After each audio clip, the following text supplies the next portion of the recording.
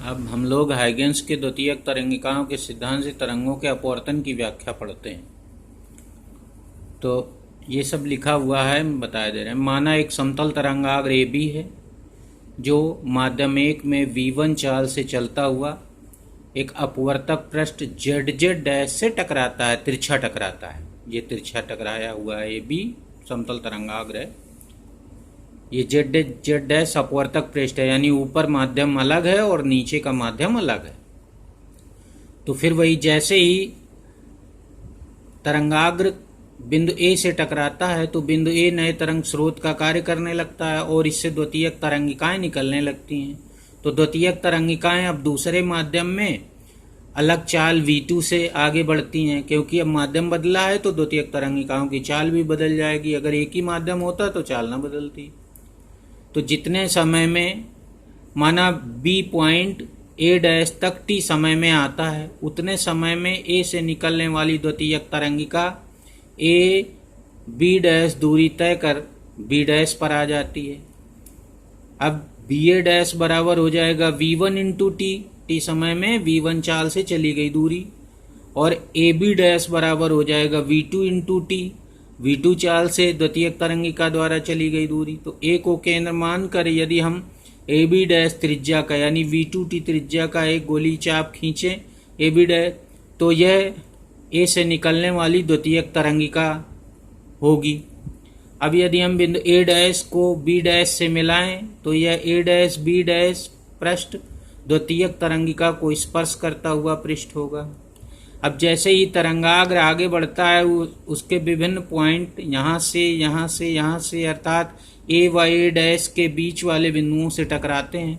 तो इस प्रकार ये अपवर्तक पृष्ठ के जो a व a डैश के बीच के बिंदु होते हैं उनसे द्वितीयक तरंगिकाएं निकलती हैं और वह तरंगिकाएं एक साथ आकर इस a डैश b डैश पृष्ठ को स्पर्श करती हैं। तो इस प्रकार a डैश b डैश पृष्ठ द्वितीयक तरंगिकाओं को स्पर्श करता हुआ पृष्ठ कहलाएगा, अर्थात द्वितीयक तरंगिकाओं का अनुलोप होगा।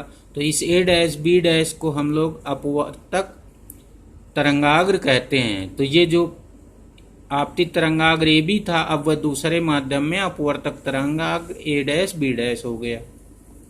तो ये लिख देंगे।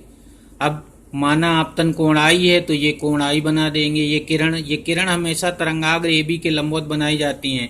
तो यहाँ पर ये दो किरणें बनाई चाहे तो दोनों बनानी पड़ेंगी। तो ये किरण और ये किरण हमेशा इस ए बी तरंगाग्र के लंबवत रहेंगे। इसी प्रकार यहाँ पर ए डैश बी डैश जो अपवर्तक तरंगाग्र है उसकी किरणें ये दोनों इसके पृष्ठ के अवलंब रहेंगे। तो माना आपतन कोण आई है तो यहाँ आई बना देंगे और फिर से उसी तरह से ये कोण आई हो जाएगा और यहाँ पर अपवर्तन कोण आर बना देंगे तो ये अंदर वाला आर हो जाएगा। पहले समझा चुके हैं वहाँ पर कि ये 90 माइनस आई हुआ तो ये आई हो जाएगा। इसी तरह से 90 माइनस आर हुआ तो ये आर हो जाएगा, क्योंकि अभिलंब और ये तल ZZ डैश लंबवत है। तो अब फिर से अब समकोण त्रिभुज ए बी ए डैश में और दूसरा समकोण त्रिभुज लेंगे ये वाला a b dash a dash या a dash b dash a जो भी। तो इसमें साइन आर देखेंगे और इसमें साइन आई इसमें देखेंगे, साइन आर इसमें देखेंगे। साइन आई बराबर हो जाएगा लंब यानी बी ए डैश बटे ए डैश और साइन आर बराबर हो जाएगा ए बी डैश बटे कर्ण ए डैश। तो ये दोनों यहाँ पर हम लोग कर लेंगे। तो साइन आई बराबर बी ए डैश बटे ए डैश और साइन आर बराबर ये हो जाएगा, दोनों का भाग दे लेंगे। साइन आई बटे साइन आर बराबर ये कट जाएंगे, बी ए डैश बटे ए बी डैश हो जाएगा। बी ए डैश बराबर v1t लिख देंगे और ए बी डैश बराबर v2t, ये सेकंड मीडियम में चली गई दूरी हो गई। तो इससे v1 बटे v2 आ जाएगा जो नियतांक होगा। तो इस प्रकार स्नेल के नियम की पुष्टि होती है, क्योंकि स्नेल का नियम होता है साइन आई बटे साइन आर बराबर नियतांक। तो यहाँ पर साइन आई बटे साइन आर, इससे अपवर्तन के प्रथम नियम की पुष्टि होती है स्नेल के नियम की। अब आपतित किरण अपवर्तित किरण तथा अभिलंब एक ही तल पर हैं सभी, तो इससे सेकंड नियम या अपवर्तन के दूसरे नियम की व्याख्या होती है, पुष्टि होती है। इस प्रकार हाइगेंस के द्वितीयक तरंगिकाओं के सिद्धांत से तरंगों के अपवर्तन की व्याख्या होती है। अब यहाँ स्पष्ट है कि जब तरंग एक माध्यम से दूसरे माध्यम में जाती है तो अपने मार्ग से विचलित हो जाती है।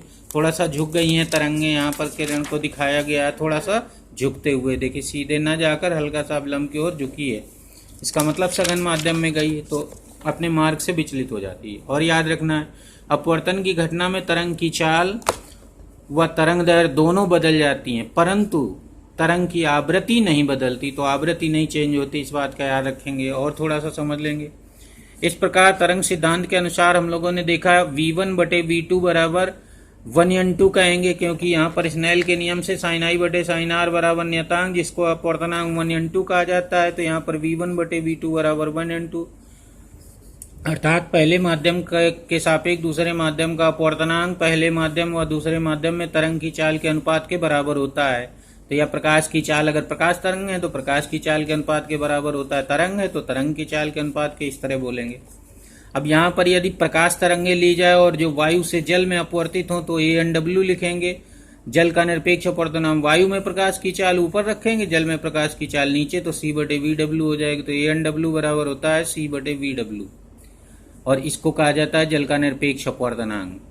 तो VW बराबर अगर निकालना चाहे C/ANW, ANW हमेशा 1 से बड़ा होता है, तो VW छोटा हो जाएगा C से, अर्थात विरल माध्यम से सघन माध्यम में प्रकाश की चाल घट जाती है। जब विरल माध्यम से प्रकाश सघन माध्यम में जाता है तो हमेशा उसकी चाल घट जाएगी।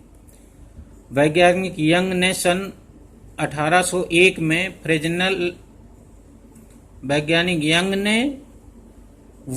फ्रेजनल ने हाइगेंस के तरंग सिद्धांत से क्रमशः प्रकाश के व्यतिकरण व विवर्तन की व्याख्या सफलतापूर्वक कर ली। तो यंग ने व्यतिकरण की व्याख्या की थी और फ्रेजनल ने विवर्तन की व्याख्या हाइगेंस के तरंग सिद्धांत से की। तो इस प्रकार तरंग सिद्धांत को माना गया हाइगेंस के।